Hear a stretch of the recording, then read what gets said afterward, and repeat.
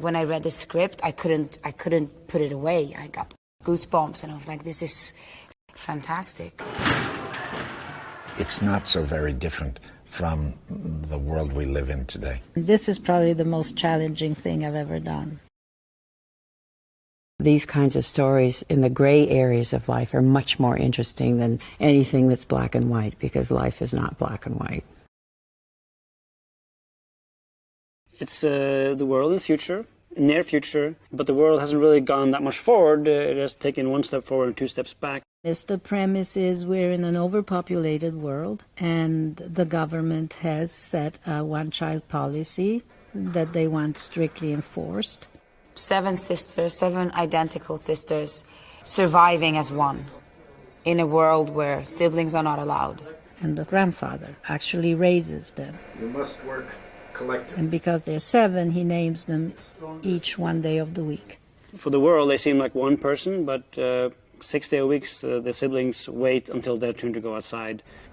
And they're confined in this space, in this loft, where, you know, it's their home, it's their sanctuary, but it's also at the same time their prison. So Monday gets to go out on Monday, Tuesday gets to go out on Tuesday, and so on. And our story evolves until Monday night. Monday does not come home.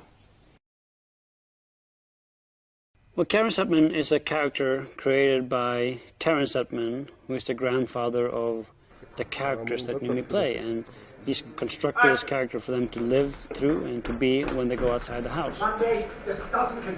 That are function as one, and they're completely depending on each other, but they still have their own desires and dreams and personalities. Well, technically speaking, one of us will get to live. Monday is the most like Karen Setman. She has embraced this life. Tuesday is the hippie, she smokes dope, she's kind of like whatever. Wednesday is the sports fan. She is athletic, rough, tomboy. Thursday is the rebel. She doesn't want to be Karen Setman once a week. She wants to have her own life. Friday is a computer geek. She has very bad social skills. Saturday, of course, she never goes to work. She's always the one who has to take clients out for drinks or meet them in a social setting. And Sunday is the mother of them all. She's the one that cooks dinner and takes care of them. So they all have different skill sets that they bring to the character and to their life of Karen Setman, which makes them combine a very, very strong person. It's almost like chapters of my life. I've been moving around a lot, and then as a kid, you know, you learn how to adapt into different situations, and you just become a chameleon because that's the way you have to do it. And also the idea that, you know, there's a little bit of Monday, Tuesday, Wednesday, Thursday, all of these characters in all of us. I feel like all of them are parts of a fractured psyche.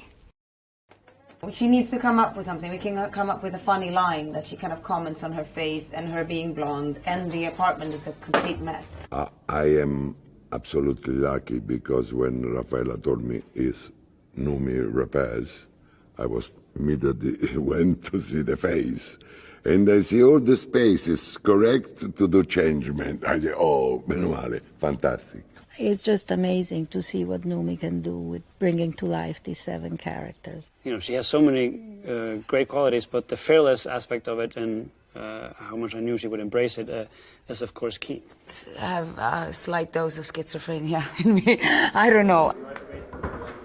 Willem Dafoe plays the role of Terence, who's the grandfather of the character that Noomi plays.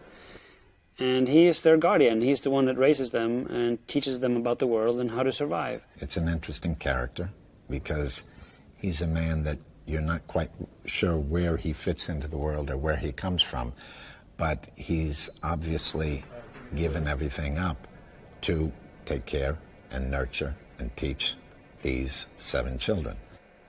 Action! Joe is Cayman, Glenn Close's character's right hand, sort of henchman. And he's a child education bureau agent who's chasing down the siblings. You got guts. I'll give you that.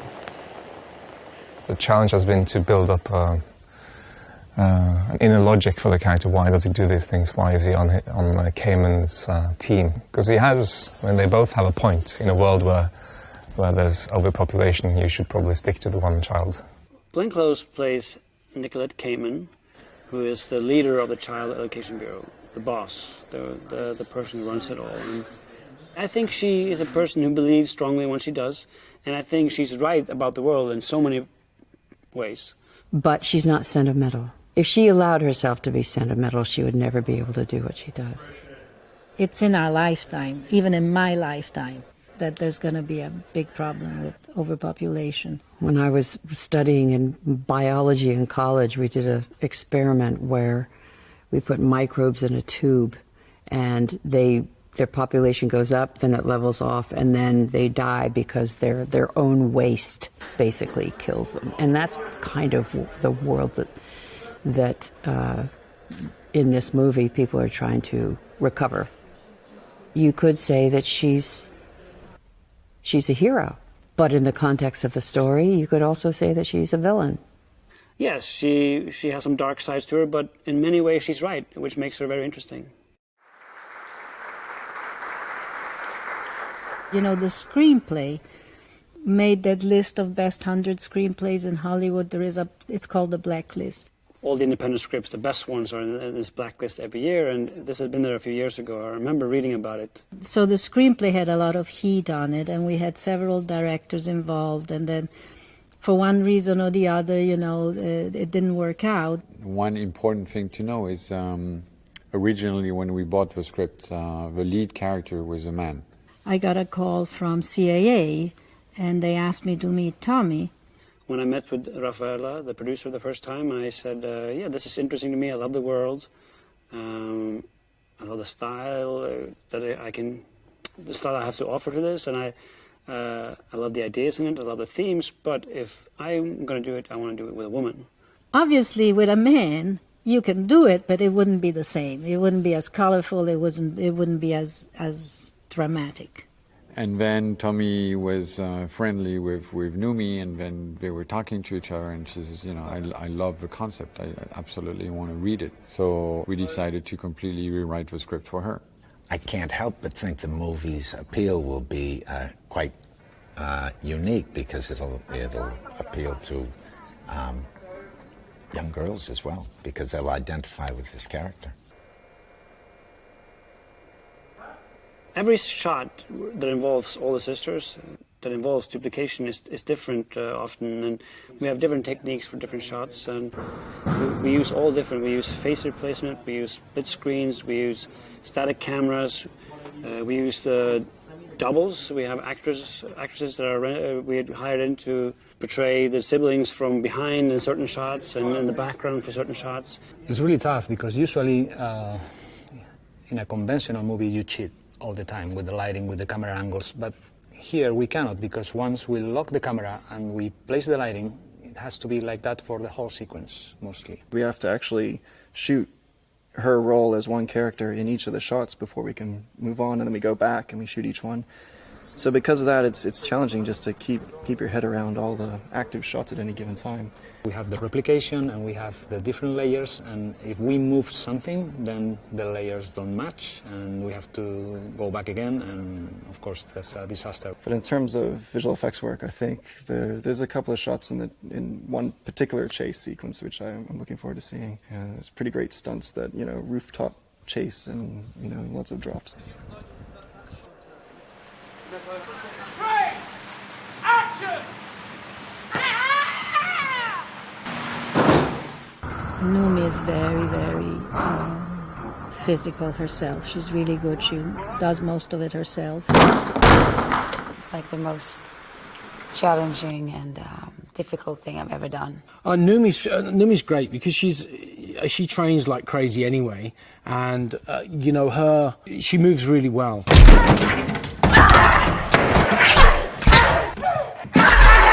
We only done one real fight scene with her, but that was a big one, and it involved all of the sisters that she's playing except one. There's 5 of the sisters who actually have a fight there with like 3 enforcers, or, you know, 3 agents. When the fight starts, they get to experience them one by one as they attack them, and in all their different ways and with different personalities.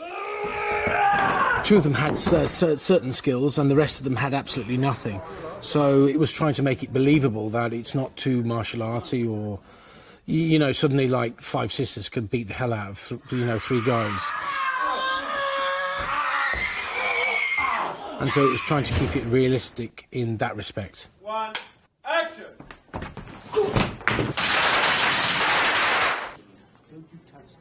All the sisters have such a unique personality, and of course that's reflected in the apartment that they share. You know, 50% of the movie is in the loft. So there's our old, gritty, warm... When you're actually concentrated on an area, you see that personality, but then when you see the whole loft, it all feels like one place. It's their safe space, but at the same time it's very representative of the world that is outside, which is just crowded and overpopulated. We found some amazing locations that we're going to shoot in, and we're also building parts of it. It's of course the heart of this world in a way, because this is where children are being taken if they're caught. This is where Cayman rules from. This is her base of operation, and it was important that it's big, it's grand, it's unique, and but it should also feel like a scary place to go to.